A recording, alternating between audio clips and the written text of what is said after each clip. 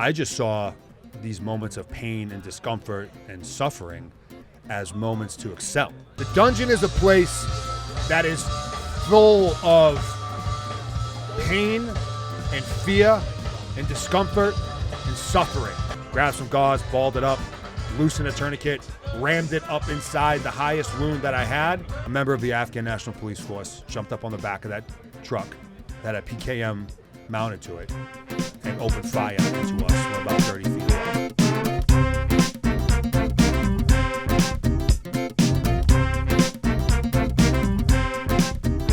Nick, welcome to the Jedburgh podcast.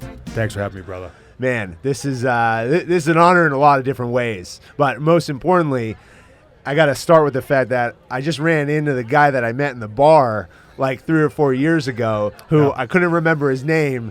I knew his story. And then it was about how I drove down here 18 hours straight the other day from Connecticut towing this thing. Oh. And about halfway through your book, I'm like, I know this fucking guy. Yeah, DC, right? DC. Yep. We met, you told me your story, and it was way before I started the podcast, and I never forgot it, man. No. I never forgot it. You know, and as a third group and fifth group operator for you, 10th group for me, I'm not going to hold those things against you. Please don't. Okay, you're a lot bigger than me. But you are, number one, the biggest guy who's ever been in this truck. We're making it work, though. Yeah, you have made it work. I said you're tremendously flexible. Incredibly flexible. Don't try this at home, kids. But you're also the first above-the-knee amputee with return to duty status to a special forces team, which is truly commendable. And I say that not only as a brother in arms in the special forces, but for all of America. I speak on their behalf. And you're a true warrior. And we're going to get into the story because not only are you a special forces operator, you're also from Boston. This is true. So I'm giving you that one. Guilty as charged. You got a better accent than me. I didn't get the accent. Sometimes I'm like, what the fuck? Why didn't I get the accent? Yeah, it depends, man. Regional, and there's a lot that goes into it. There's a couple of miles can make a big difference. Sure, it does. So grew up in Boston, went into this. There's not a lot of us. There's not a lot. Small community. Yeah. I want to ask you why. Why go in? Why being from Boston, you don't hear much of it. Why say, I got to go serve? Yeah, man. I mean, the slightly longer answer is I was interested in the military at a young age, and I started looking at it when I was in high school. And in fact, I skipped school one day and I met with a Marine Corps recruiter. I think it was my sophomore year of high school. Lacked direction, didn't know what I wanted to do. And he's like, yeah, man, well, for one, stop skipping school. Get your diploma. Good start. Good advice. And then come back and we'll get you in. So I had like kind of a general game plan. The only thing that stopped that from happening was I got recruited to play football in college. So I went to college just because of that. And then at UMass. Yeah. And then the real answer to your question is sophomore in college, 19 years old, came back from on my way to classes because they were all canceled for an unknown reason, and turned on the television and the towers are on fire. Yeah. And I can remember watching Americans make the choice between burning alive in a building or jumping out of it as it was taking place in real time right in front of me. And just the amount of anger that began coursing through my veins was quite powerful. So then my biggest challenge was do I stay in school and finish this degree, or do I get out now and enlist? But that's ultimately the catalyst that drove the decision to come in. Well, and a few miles down the road, there was the junior in college, Fran Racioppi, who watched the same thing on that morning in 9/11. Yeah. And I wanted to be Tom Brokaw. Mm-hmm. I'm like, I'm going to be a journalist. I'm going to be a reporter. And faced with the decision, do I go to Idaho or Iowa or Minnesota, nothing wrong with those places, and be a weatherman and a traffic reporter, or am I going to go seek vengeance on those who did us harm? Right. And meanwhile, there's guys riding horses, long hair, saving the world. Yeah, man. Choice was simple. Yeah. You got to go do that. Yeah. It's a calling that touched a lot of us at that time, and you and I are in that same boat, man. Yeah. So you go in the 18 X-ray program, which is the program that lets you go directly into special operations. You still got to go through selection. You got to go through the Q course. I had to serve my time in the infantry. Yep. So I was in 4th ID and then made the transition over. Talk a bit about, your experience at selection. And the reason why I ask you that is because you have a concept that you talk about in Objective Secure that resonated with me, and it's a huge part of the leadership programs that I run, because you talk about the pain and the physical degradation that your body goes through when you're training for selection. I wanted you to talk about the broader context of what that means, but I bring it up because you talk about the concept that you can't let everybody see that pain.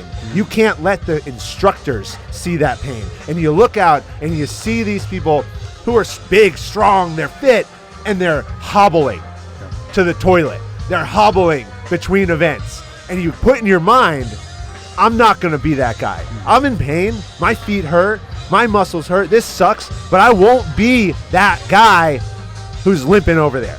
Talk about that experience and talk about what that means in the broader context of our mindset as special operators. Yeah, I mean, I went into selection extremely confident going in.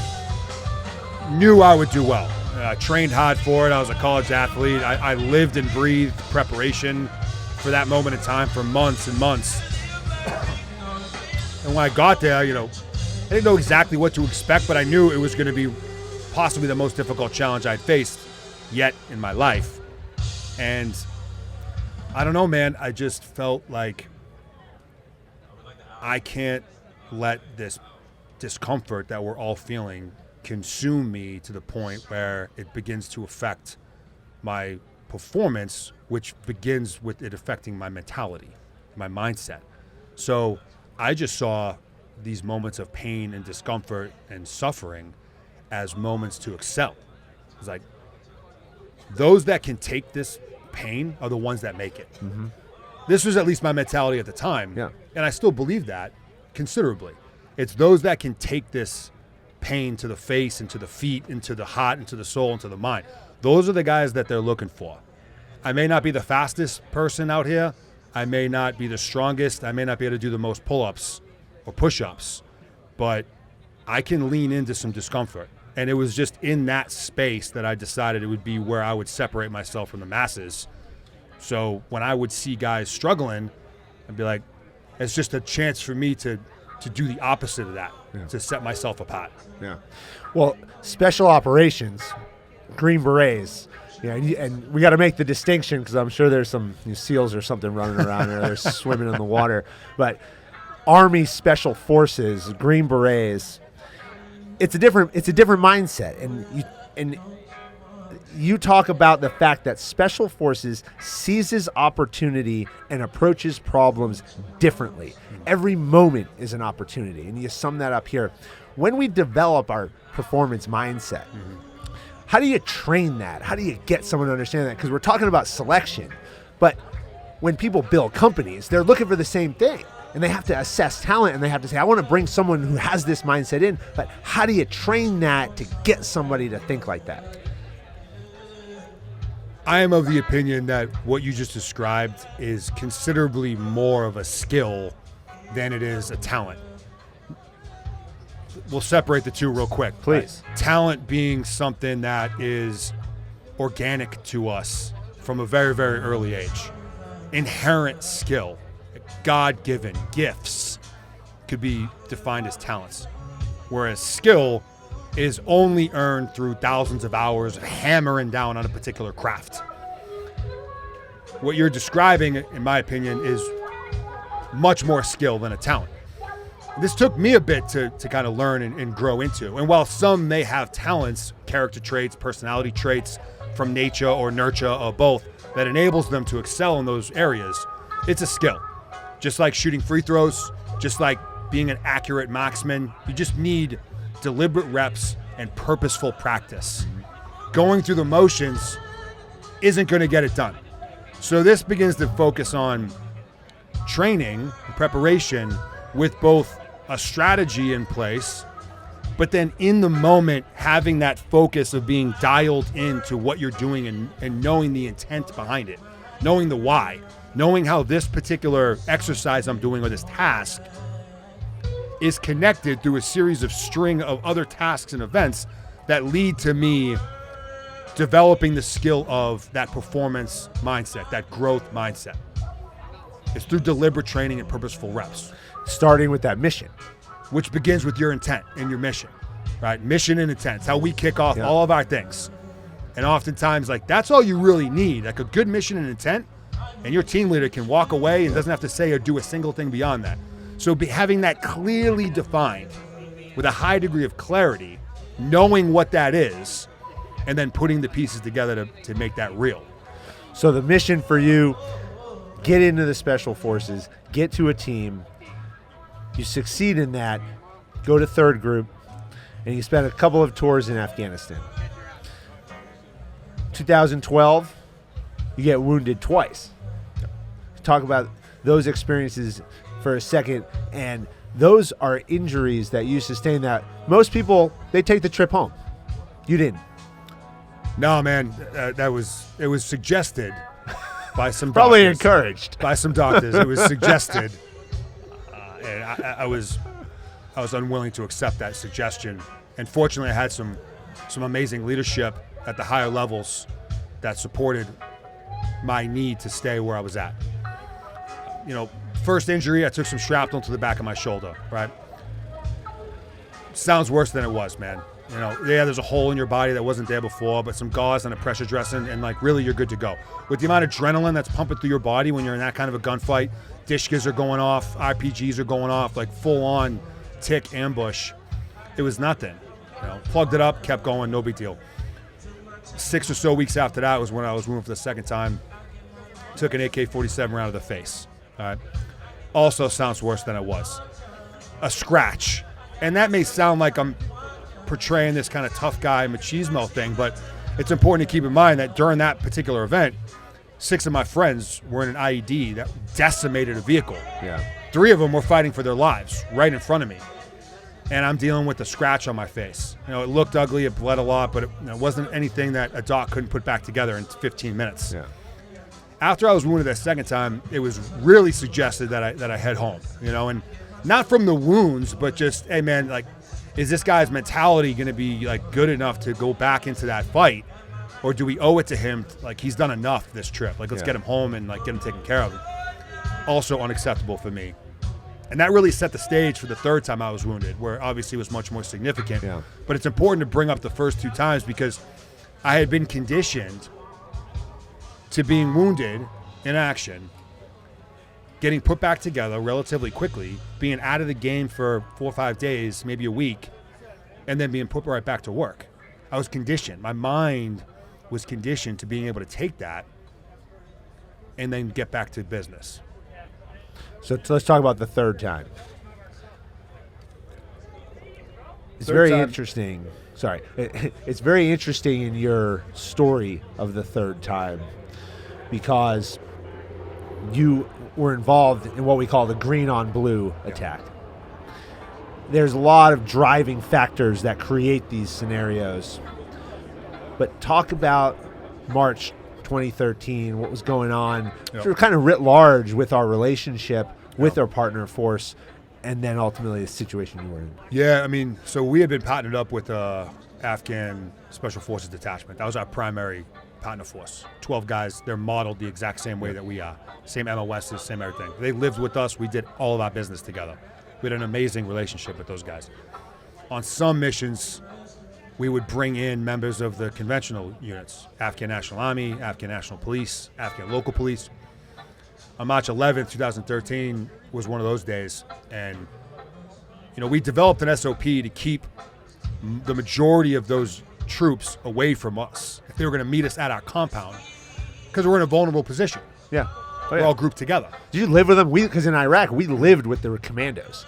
400 of them, us, we're on the same base. I mean, there's like one wall with a cipher lock separating you. So we lived with our ANASF team. Yeah. Not with these conventional guys. So when we would meet them at our house, the unit would stay outside and the leadership would come in. We'd brief them on what we were doing. They'd go tell their guys what we were doing, and then we'd roll. And we did that, you know, dozens and dozens of times. Well, on this particular day, on March 11th, leadership comes in, and then a Ford Ranger pickup truck drives in. I was an 18 Bravo, so you know. Yeah. base defense is part of our job. So immediately this jumps out at me as a violation of our SOP. And I'm at a decision point. Do I address this now, head on, and err on the side of security? Or do I wait and take kind of a more diplomatic approach? I'll talk to my team leader. He'll talk to his, commander. He'll send it back down the chain of command like this is the protocol and go that route. I decide to wait. We'll get done with today's work. I'll talk to my team sergeant or team leader, and we'll go that route. That was the decision that I made. And that's a decision that I have to live with for the rest of my life. And I'll add to this here because of you and your listeners. It's really easy to look back and say, like, well, how could you not address that right there and then? How could you be so lackadaisical and complacent? It's a fair question. And while complacency definitely played a role, and that happens, man. Like, no one's immune to complacency. No.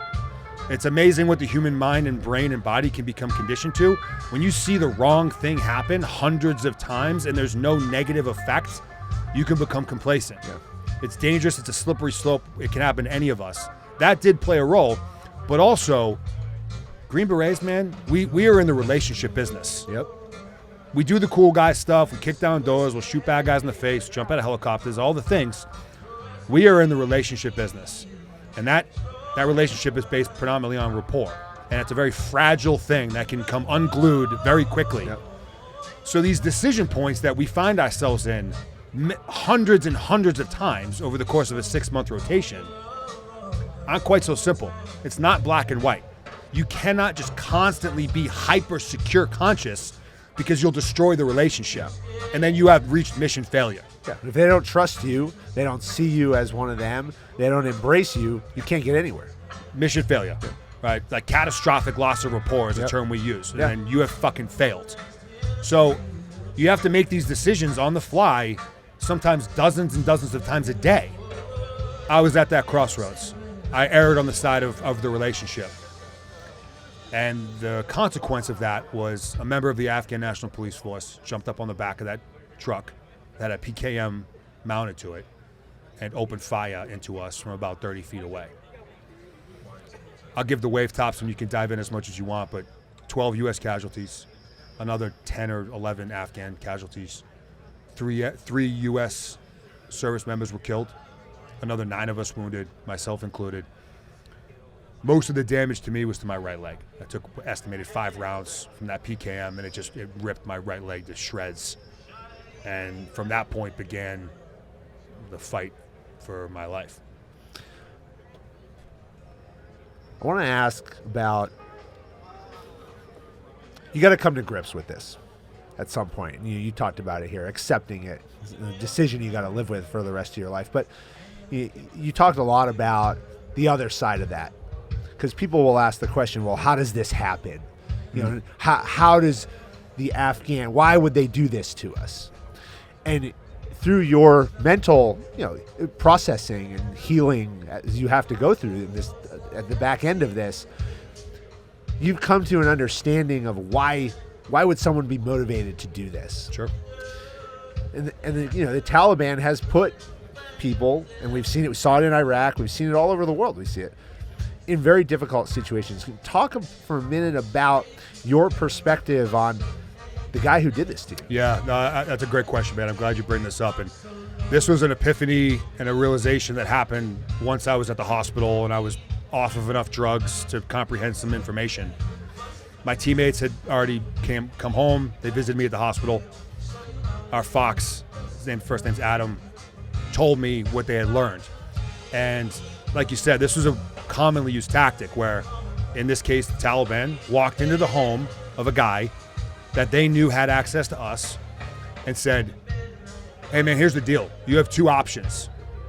Option A is you perform this attack for us.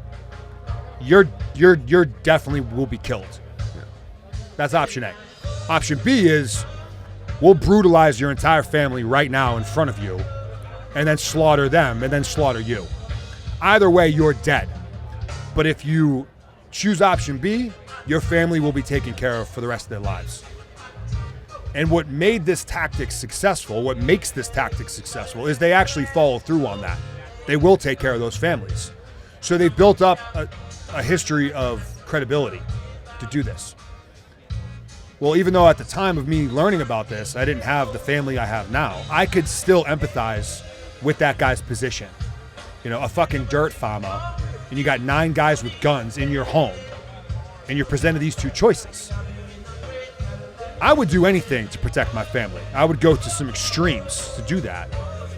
And I was able to put myself in that guy's shoes. This is in the hospital in Walter Reed, man. I'm still going through surgeries, and I'm angry, a lot of rage, that betrayal. It hurts. But when that information was presented to me, I was like, you know, man, I get it. There's no hard feelings. This is the cost of the business that we chose to come into. You paid a price. I paid a price. You made a decision. I've made some decisions. But I was able to relinquish a lot of that rage and anger, which I'm grateful for because it allowed me to channel my focus in a positive direction. Yeah. And that positive direction now becomes, how do I survive, number one, and then how do you find your way back to a special forces team? The story about the actually actions on, I call actions on the objective, but after you were shot, I mean, multiple tourniquets, I mean, you saved your own life in a lot of ways, which comes down, you talked about preparation. The tagline of the podcast, how you prepare today determines success tomorrow. 100%. Medical training is something we all go through, but you were a Bravo, you were a weapons sergeant, I was an Alpha, I was an officer. We're not medics, right. We're not 18 Deltas, but we know one thing, and one thing well, because we trained it the most. Put a fucking tourniquet on it. Yeah, till it stops bleeding. Yep. And then you got to do that multiple times. Yeah. But, it's funny because we train a lot on other people. We train less on ourselves. Right. But talk about that training and how even in that moment when your body's out of whack, everything's changed, you got to make a decision to save your own life at this point. Yeah. And I give the credit to our medics, both in terms of the training that they put us through prior to deploying on that mission, and then the training we received during that deployment, and then the real world events that we were in where we had to do medical training. We had to do medical interventions on our guys because a lot of guys were getting banged up, So I had been prepped very well, and that's what you want training to do, is to automate a lot of these processes. And even though once I realized, which was essentially immediately, that my femoral artery had been cut and that I'm going to die here today, there's still work to do. Like, you still have options. You have tools in your kit bag to employ, even in what seems like an inevitable end state. There's still work to do. There's always something you can do. And my training enabled me to do that, man. So it's just one tourniquet on, bleeding doesn't stop, add another tourniquet. Like, just keep adding tourniquets until it stops. Like, one of two things is going to happen. You're either going to pinch off the blood to get it to stop, or you're going to be out of blood. Either way, like, the bleeding will stop. Either you stop it or it stops itself because you're empty. And, somewhat unfortunate for me was the size of my legs. The tourniquets themselves just wouldn't do it. So I had to go to my last ditch effort, and that was to apply an internal pressure dressing with some gauze. Grab some gauze, balled it up, loosened a tourniquet, rammed it up inside the highest wound that I had, feeling for the femoral, the pulse. Got real lucky because I absolutely nailed it. Pressed down, fed the gauze in, secured the tourniquet on top of that. And ultimately, that's what saved my life. It's an incredible story. I mean, I listened to it. I think I listened to that section twice because, you think about the preparation, you think about the challenge, you think about the never quit attitude. The rest of your career now is in jeopardy. The book. I want to transition to the book here, and I'm going to back in now to your recovery story because I think it's really important. Now you're an author, so we're going to make fun of you about being an author. Which is still weird to say in here, by the way. Yeah, it's Crazy. But finally we have a Green Beret writing a good book going out there. too many Navy SEAL bullshit books out there. But we got a Green Beret writing a real story about survival. All right, but objective secure. Your life now is defined by objective secure, a term we know in the military, but define objective secure, what it means in general, but now as you sit in this crossroads of what's the rest of your life going to be, this concept, unbeknownst, you kind of formalize it later, but that's what's in your head, objective secure. Yeah. So, I mean, you and I know, man, objective secure is a term we use most frequently in DA operations, think raids, right? You break down an objective into different sectors, and as you go in and you are clearing through sector alpha, sector 1, 2, 3, or, secure, sector 3 secure, until you reach the point of objective secure, which means you've cleared through the objective. There are no known threats left, and it gives you a place to reconsolidate, cross-load ammo, establish comms. It's a milestone within the overall operation. It's not the end of the operation, but it's a significant point within the operation. Objective secure, in terms of the book and in terms of just an overall philosophy, can be applied towards anything. And I use this in the book in terms of life itself, goal achievement, mission success, regardless of what that is. Personal life, business life, hobbies, passions. And the way we reach mission success, much like us on the teams, is by reaching one objective secure after another. So it's nothing more than identifying what the long-range mission is and then breaking that down into a series of objectives that are more easily identifiable. They're closer to you within time and space. They're more easy to manage and digest. It's focusing on that 25-meter target, knowing it's in line with hitting the 300-meter target. So in that context, you spent a year at Walter Reed, and now all these objectives are laid in front of you. Oh, yeah. You gotta learn how to walk. When you gotta recover, you go through 30 surgeries. You gotta learn how to walk. All these milestones. Talk about the mindset. When you really are laying there in the bed. Your family was supportive. Oh yeah. And now, how are you thinking about the next 6 months, year? I mean, in a lot of ways, the rest of your life. Yeah, it was daunting at first because the decision was made from the time I was in the intensive care unit at Walter Reed that I'm going back to the team and I'm going back to combat. Why?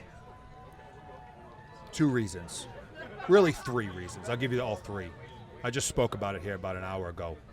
On the periphery, it's stubbornness and competitiveness, which most of us have.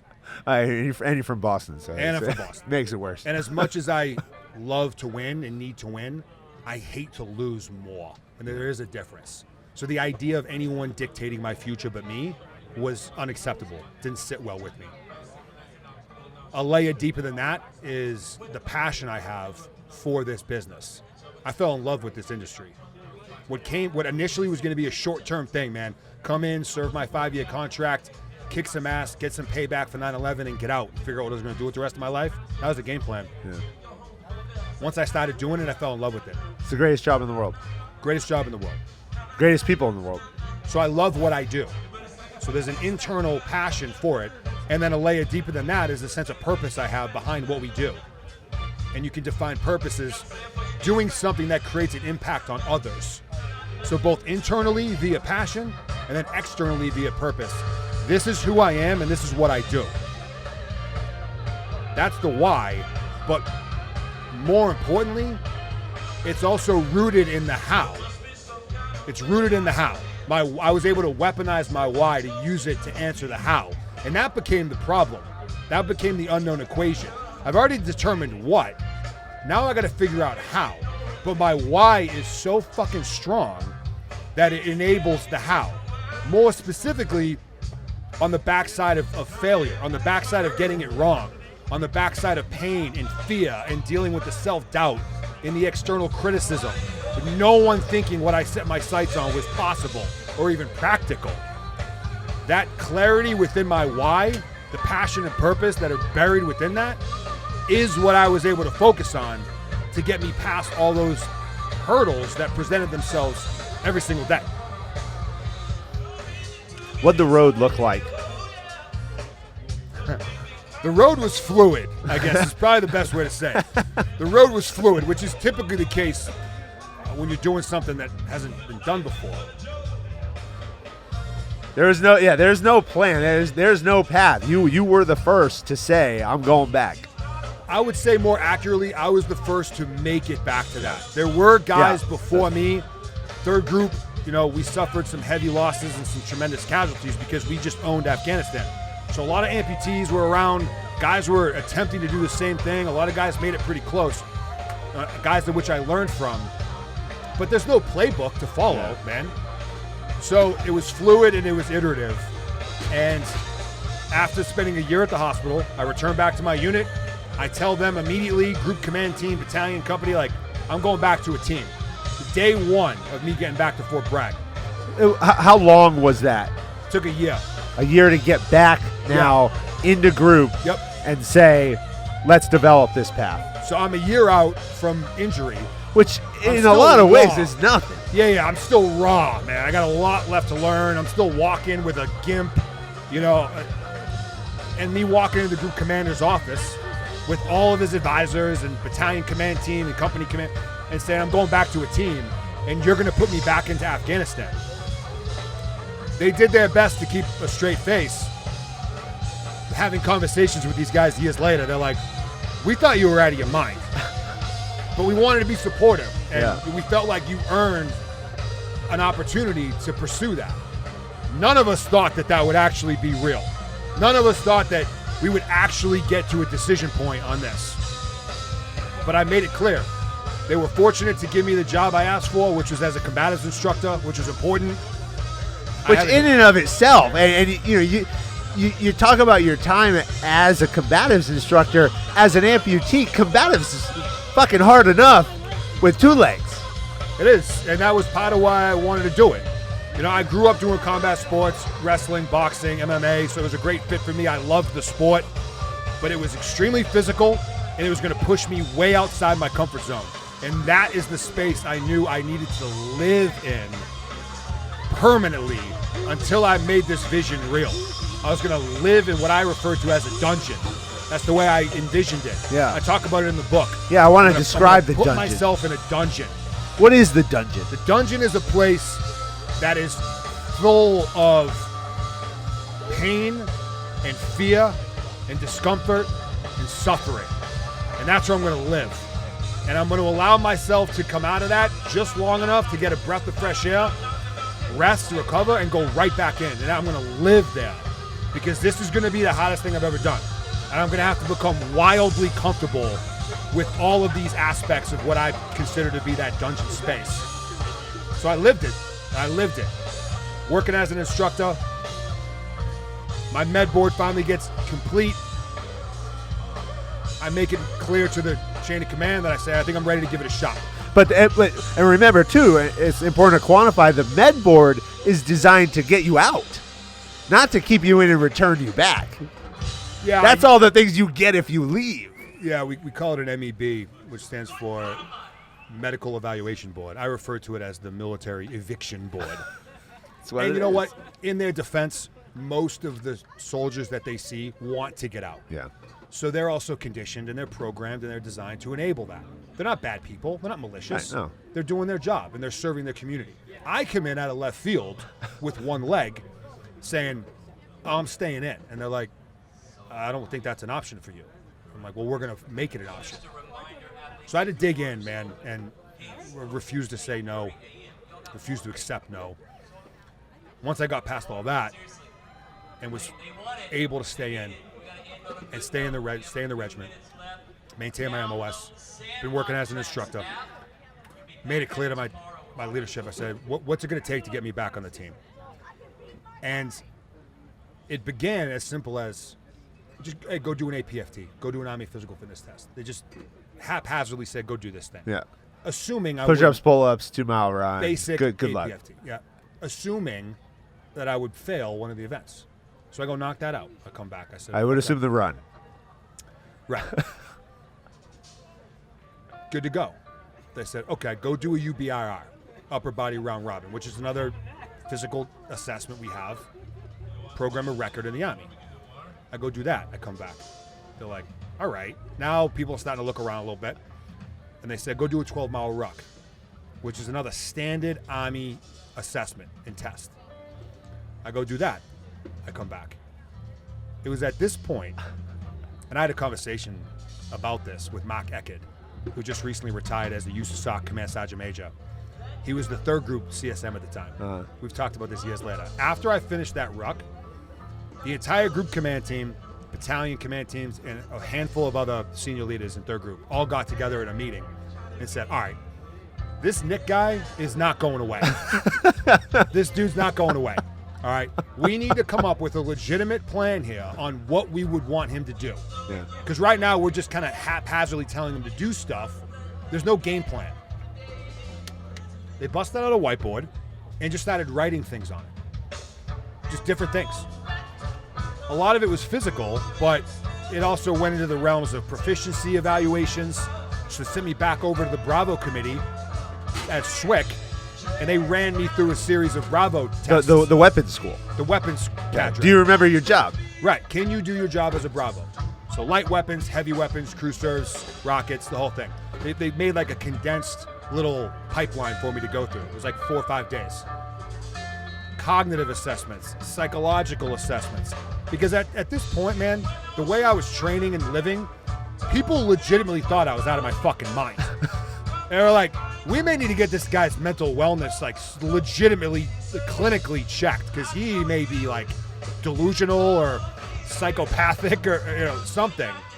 Because you applied everything to this promise set. Your diet, your workout. I mean, absolutely everything was programmed with this vision in mind. Every minute of my day was put there on purpose, all towards one thing. And it's in Objective Secure. I put an example of what a single day looked like. Oh, yeah. The 7 meals. I mean, people got to read the book to just understand the level of detail that you went through to get there. Every task, every minute was on there on purpose, and I just executed that as close to perfect as possible every day. So a couple psych screenings was part of that pipeline as well. The psych comes back and goes, hey, man, he's no crazier than he was with 2 legs. Like, I don't know what to tell you. He's good. He's good in my lane, right? So at the end of what ended up being a 12-week phase of time, where I was doing anywhere from 2 to 3, sometimes 4 assessments a week, 3rd Group threw the kitchen sink at me. USASOC was involved. Like, they had some command oversight. At the end of what ended up being 12 weeks, I passed my final physical evaluation, which is a cool story in itself. I'll tell it real quick. Mark Eckert, who was the CSM at the time, him and my buddy Chuck Ritter, who you may remember, Chuck took a round through his hand, and he was trying to earn a spot back on the team as well. Well, 3rd Group created an assessment specifically for wounded guys to get back onto the teams because we had so many guys that were wounded. The day before I took my test, at the time it was called the Return to Duty test, Mark Eckert, CSM, took the test alongside Chuck, just as a battle buddy.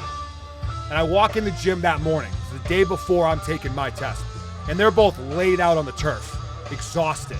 Mark Eckert is an able-bodied stud. And I say, hey, Sergeant Major, how you doing? He's like, dude, I just got done taking this thing, and it just kicked the shit out of me. He's like, you're taking this tomorrow, yeah? I'm like, yeah, I am. He's like, all right, man, I'll be here. Good luck. And you could just see the look on his face, like there's no fucking way you're gonna do this.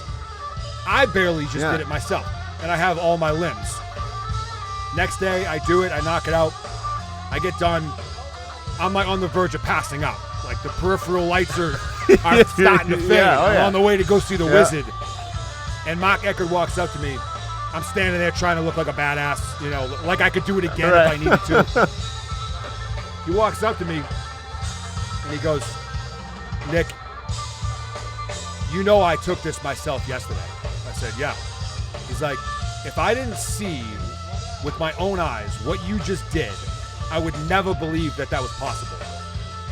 My whole team is there. There's like 70 people following me through this whole test. And I look at him and I say, hey man, I appreciate that, but like, what the fuck else do you need me to do? Yeah. Which of course is kind of belligerent talking to the group CSM as an E7. E6 maybe at the time. So my team's laughing their asses off. And he kind of smirks. He looks over at the group commander and he's like, hey, Sergeant Major, this is a Manning decision. This is your decision to make. But I don't know how we're going to tell this dude no after what we just put him through. 12 weeks of tests and assessments and all the stuff. And Sergeant Major Eckert looked at me and said, all right, man, you'll have your orders on Monday. And that was it. How'd you feel? It was amazing to be back in that team room, back on the same ODA I was on when I was wounded. But that celebration was incredibly short-lived.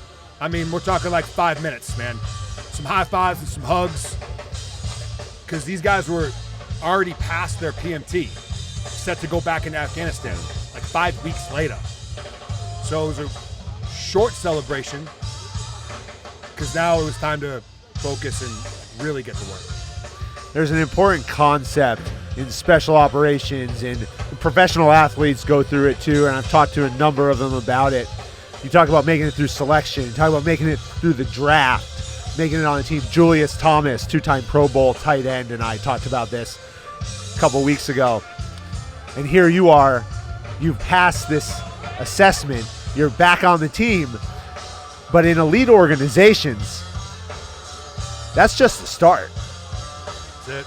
Because now you hit the standard to make it to the table. Now you got to live that standard. Yeah.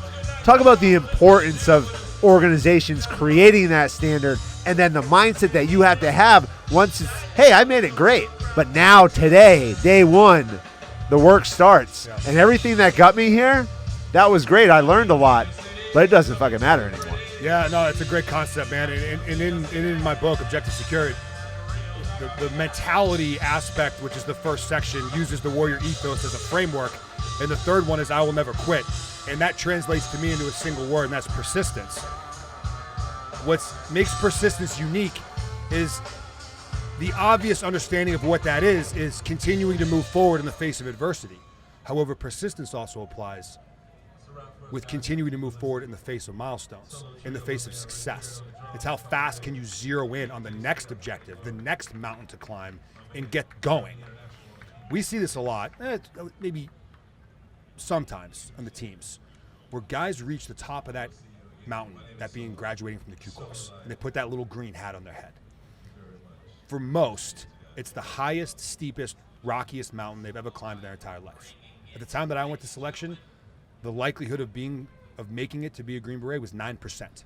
That was the statistical likelihood. They reach the top of that mountain, they put that green hat on, they feel really great about themselves. Happens on a Friday.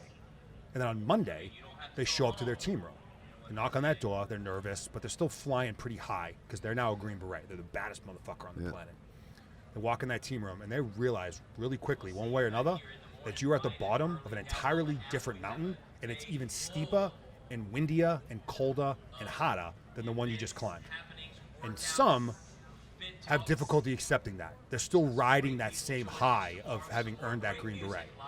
The ones that excel and become great operators and great value and assets to that team are the ones that can realize that I'm now at the bottom of a whole new mountain and it's time to start climbing. I've been given just a basic foundation of what it means to be a Green Beret. Now is where the work starts to actually learn how to do the job for real. The same exact thing applied to me when I came back to the team as a one-legged guy. Sure, it was a milestone. I made it back. Hadn't happened before. Awesome. High fives, spray a couple beers on each other, hug it out. Great. But you are now at the bottom of an entirely new mountain that's going to be 10 times more difficult than the one you just summited. And you need to place all of your energy and focus into beginning that climb. You went back to Afghanistan. Talk about just the mental aspect of that, stepping back on the plane, onto the plane, and then getting off. and looking around and what's going through your head? Yeah, I had this vision earlier on in my recovery process of this glorifying moment of getting back off that bird with my feet back down on Afghan dirt and with my arms in the air saying, I'm back. You should have killed me when you had the chance. Now I'm back and you're going to pay. I had that moment and it was great. But much like getting back to the team, it was incredibly short-lived. It needed to be. Because although I had trained like an insane person for 2 years to get back to that exact place in time, I realized very quickly that I had countless gaps in my game as a team guy. Things that I didn't even think about in my train-up. Simple things, like getting in and out of a Mat V, like getting in and out of a vehicle. These are things that you just do without thinking with two legs. I mean, that thing's 6 feet off the ground. Right. You just scamper up and boom, you're in. Right? Like military vehicles are not built for convenience or for comfort. What do you mean? This is the most comfortable vehicle we have. right. Case in point. These are purpose-built machines. So the first time I went to go do that, I had been in Afghanistan for about 3.5 hours. And I was like, shit, I don't even know how I'm going to do this. How am I going to get myself into the driver's seat or into the passenger seat? So I literally just started creating a list, man, of all these gaps I had, these weak points that I had in my tactical game. And my employment within operations was a crawl, walk, run, right? Because it still was real new and like it's game time. So I was inserted into operations gradually. And then once my game came up to speed, come the end of that trip, I was just another team guy. So what I did was I just leveraged every ounce of, quote, downtime that we had to begin training on all these gaps that I had created, this list that I had created. Some new objectives. Multiple, dozens and dozens and dozens. And just like anything else, man, it just takes reps and purposeful practice to clean those gaps up. I want to talk about this concept that you bring up of the acceptance of average and what happens when mediocre becomes your ceiling. Because you're faced now, as you've described, where you've made it, and a lot of people would have been fine probably with you going back to Afghanistan and sitting in the operations center. Sure. And they would have said, hey, he did it. He's back on the team, and that was phenomenal. But that would have been average. Right. That would have been a mediocre ceiling. Talk about what happens in our mindset when we make mediocre the ceiling and when we accept average in our life and how we have to break out of that. Yeah, there's a great story that I reference in the book about this called The Elephant and the Rope. And it's this zookeeper, and there's an elephant there, and a pedestrian walks by, and there's this 3-ton creature that has a tiny little rope tied around one of its legs that's attached to a tiny little stake in the ground, and that's what's keeping the elephant in place. The guy walks up to the zookeeper and says, why doesn't the elephant just rip that thing out of the ground? It's obviously strong enough to do so. And the zookeeper says, well, we use the same stake and the same rope from the time that the elephant is a baby. And he struggles and fights and pulls, and he can't break free. So he becomes conditioned to this rope and this stake will keep him where he is. And that just becomes the standard. That becomes the ceiling. Even though the elephant continues to grow strong enough to break free, it just doesn't. It's a self-imposed limitation based off of conditioning. Humans are not much different in a lot of ways. There may not be a stake and a rope, but it becomes very easy for us to justify that mediocrity is our ceiling. And a lot of that's done based off of self-preservation, more particularly protecting our pride and protecting our ego, because you continue to extend into that realm of the unknown and where failure is almost certain, and you fail and you fail and you fail. It begins to hurt our pride and our ego, hurts us emotionally. Well, the connection between us emotionally and physically is wildly intimate. Negative emotions, negative thoughts can downregulate hormones to make you physically sick, and vice versa. Those two things are intertwined. So our body is designed to protect us. Our brain wants to protect us. So it'll make these justifications incredibly convincing to where it doesn't feel like an excuse. It feels like this is what's expected. This is what's in my best interest, is to remain within this comfort zone space. That mediocre is my ceiling, and that's okay. And then you can further justify it with a sense of nobility, oftentimes when it comes to our families. This is where our families can become almost dangerous to us, where it's, as long as my family is taken care of, I'm okay. And they commit to this noble life, which is to be respected, of this living in misery 9 to 5, 5 days a week for a 36-hour distraction to just go do it again and again and again. But we convince ourselves that this is in the best interest of me and my family, and this is my ceiling. It takes a unique approach. I'll say special because we use special forces, but it just means unique. It's special in that it's unique, but it's not special in that it only exists to certain individuals that are given this gift from birth. That's not the case. These are options for all of us.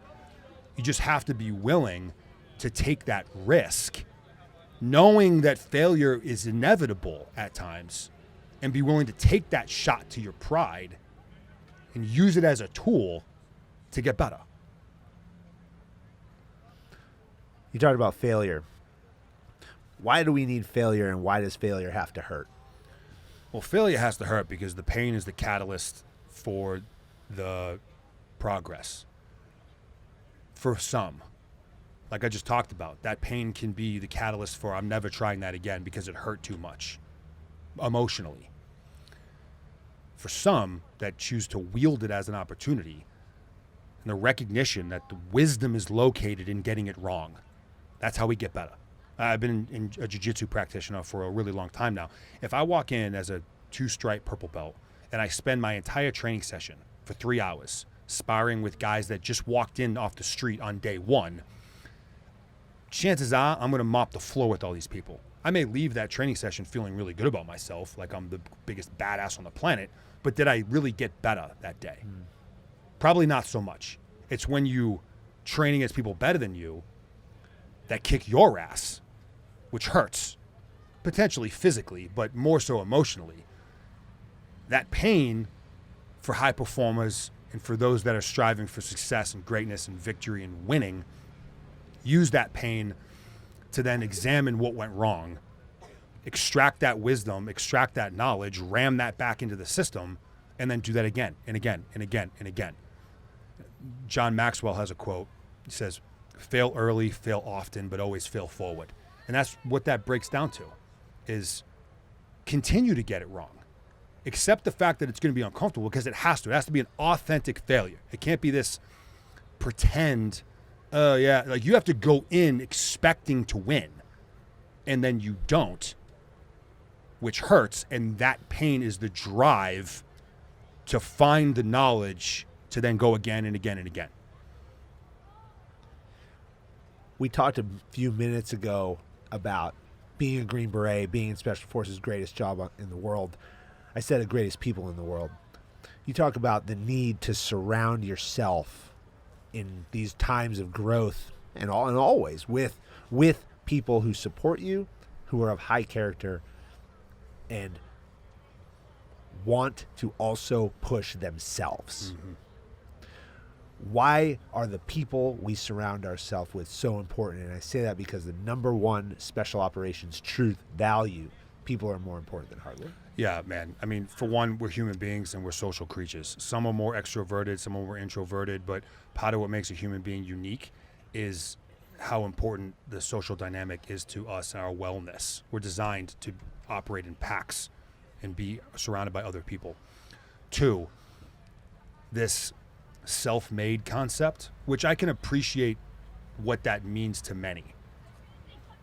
Putting in the work, grinding when no one is there to pay attention, late nights, early mornings, like self-made through that lens, 1000% necessary. The idea of being literally self-made, you will lose.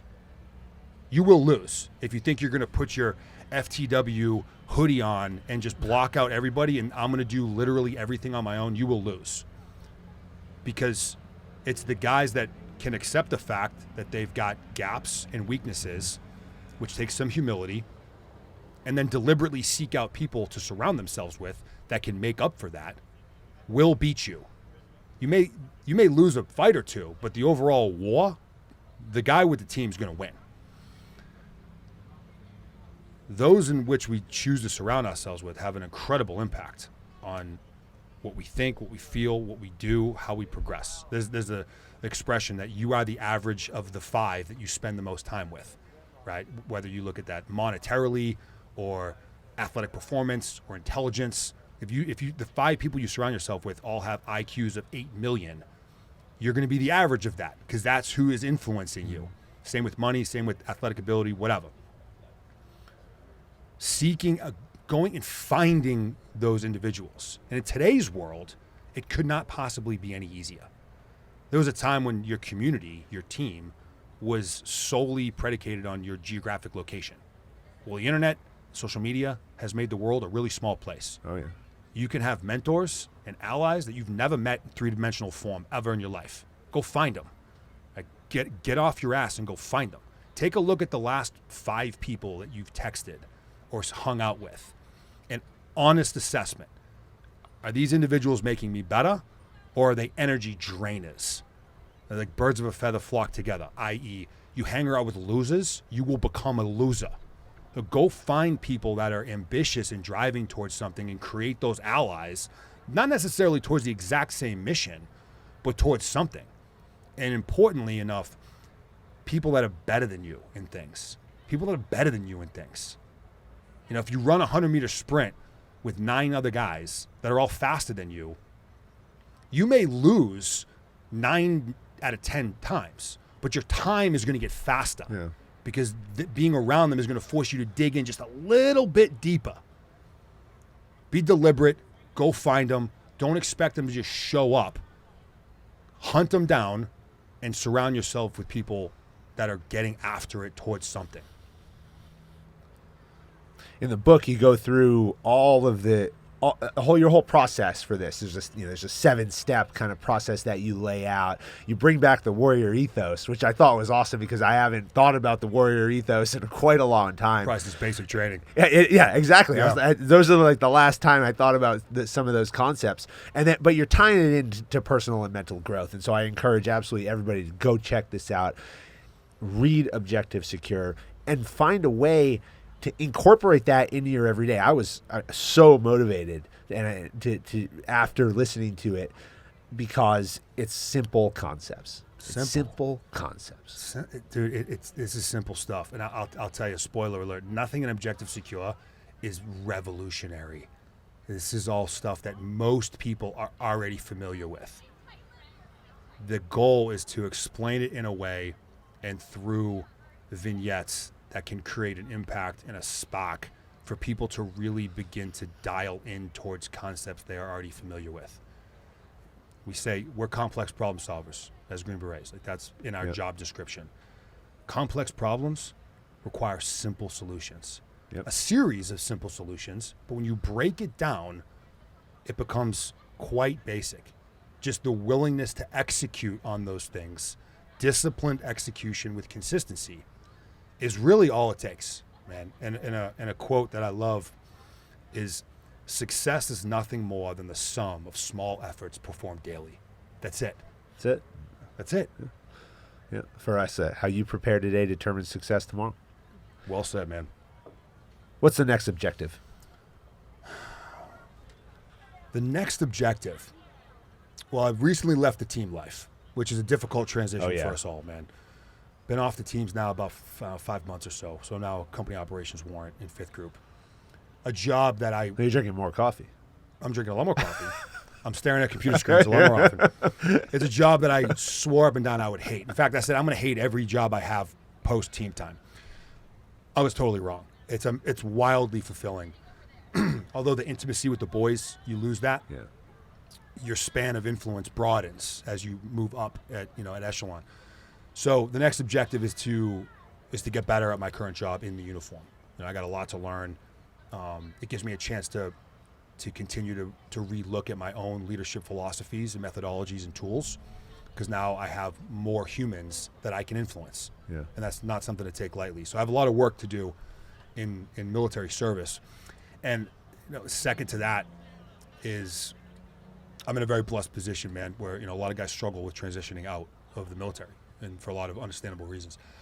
I've been fortunate enough to identify what my next purpose is beyond military service, and I have a chance to be living that now. Part of that is literally right here, man. Me and you know, doing this kind of thing, and what I was doing here at Sandlot Jax earlier this afternoon. I still see it as a life of service. It's obviously done through slightly different mechanisms, but begin making those mistakes now, surrounding myself with good people that are passionate and visionaries and hard workers as I embark on this new road and as an entrepreneur. And I'll use the term public figure for lack of a better one. It's an odd place to be, man. You know, and you and I both believe in the quiet professional mentality. It's the hardest part. We believe in it, and that's who we are, and that's how we are successful and how we conduct business. It's taken me years to kind of reframe what that means to me, and that there's a difference between being a quiet professional and a silent professional. And we've lived 20 years of amazing history, and if the lessons learned through blood, sweat, tears, and treasure just are lost, that would be a tragedy. Yeah. So I'm putting myself out there, letting myself be vulnerable. I question myself with this process and this journey daily, remaining rooted within my integrity, my professionalism, my gratitude for this regiment, which I know I represent every single day, whether I'm wearing the uniform or not, is what I rely on to keep me in what I feel is a good place, despite criticism that comes my way, which happens. So that's kind of the next mission that I'm working towards now, and there's of course a whole series of objectives that exist between that. So it's a fun time. It's been a fun ride, but we're just getting warmed up here, bro. I've no doubt that if someone will create the path and forge that and succeed, it's going to be you. Thank you. As we close out, the Jedburghs in World War II, I think you heard of them before, they had to do three things. Sounds familiar. They had to be able to shoot, they had to be able to move, and they had to be able to communicate. Another three concepts from basic training, very simple. But those three things are habits. Those are foundations. Anyone who applies the foundations and the habits to the highest level doesn't have to focus on thinking about them anymore, because they become routine. They become their process. And then they can focus their attention on more complex challenges that come their way. What are the three things that you do every day to set the conditions for success in your world? That's a great question. Every day is a really strong word. We don't live in a world of certainties, and life happens. So I'll give you three things that I do 99.9% of the time. I'll leave a little room for the what if. The first is physical training.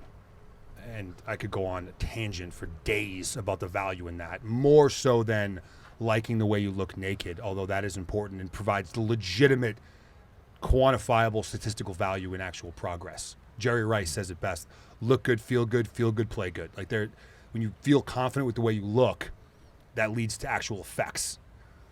Physical training is part of that. So getting in a workout daily is something that's just part of my lifestyle.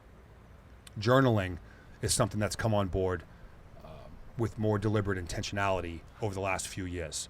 And while there's a therapeutic value that comes with that, for me, I like the analysis that I get from that. I'm able to look back, a month, 2 months, 6 months, see where I was at, what was going on, pick up on trends. It's data. It's good data. If you use it that way and you're honest about it, it's good data. So journaling, physical training, and then at a minimum, communicating to my family how much they mean to me and how much I love them. Oftentimes that's not done face-to-face. I travel quite a bit. My wife travels quite a bit. My family is at the core of my how and my why. They are what drives me to want to be better every day. So ensuring that on a daily basis, this is one that I rarely miss. At a minimum, tell my wife and my boys how much they mean to me. Physical training, journaling, physical training, journaling, communicating to your family every day that you love them. Yes, sir. Nick, it's been an honor. We closed down Sandlot Jax. We totally closed this place down. Look at this. This is it. We're the only ones here. We had the first 2/3 of our conversation. We had the band playing in the background, which I thought actually was super fitting for this conversation. Oh, it's cool. So I would test the quality of these microphones that are set up for this for sure. But there is no one here. We're the only ones. It's getting dark. I appreciate you closing out the day with us here. You're an inspiration, man. We always think about, we always think about other SF guys guys, and and we want to be proud of their achievements. But we talked about an organization built of warriors that you want to surround yourself with all day long because it makes you better. I read your book. I felt better. I sat here with you now. I feel better about myself. I look at what you've done, and I say, this embodies the greatness of all those who've donned the Green Beret, all those who serve the regiment, and all those who have made this country what we are. And today, as we fight so many battles domestically here at home and abroad, the more people who hear your story, the more people who are influenced by what you have to offer will only make themselves, their country, better. I appreciate that, man. And man, you're right. You're right there next to me, man. I know this is a going on 2-year project you got going on there. I've done a lot of podcasts. Never have I done one in the back of a truck, 1944, World War II. This is epic. So I think your concept is phenomenal. What you talk about is phenomenal. Your passion, what you're doing for the regiment, of course, but at large is something special, man. So I wish you the best of luck. I appreciate you having me on, man. Absolutely. Stay on that grind, because this is important stuff. You're welcome back anytime, Nick. Looking forward to it, man. Thanks, man. Good stuff.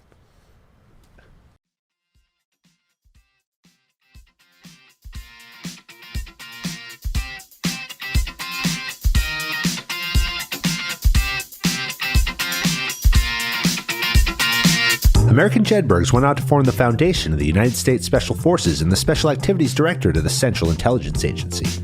Thanks for listening to the Jedburgh Podcast. I'm your creator and host, Fran Racioppi. Join us next week for a new episode on Apple, Spotify, or wherever you get your podcasts. Check us out on YouTube for full episodes, highlights, and other behind-the-scenes content. If you like what you heard, give us a like and leave a review. Follow me, Fran Racioppi, Talent War Group, and our sponsor Jersey Mike Subs on LinkedIn, Instagram, Facebook, or Twitter. Send your comments and inquiries to media@talentwargroup.com. As a former member of Special Forces, the Jedburgh Podcast donates a percentage of all proceeds to the Green Beret Foundation, supporting America's Special Forces and their families. Thanks for joining us on this episode. How you prepare today determines success tomorrow.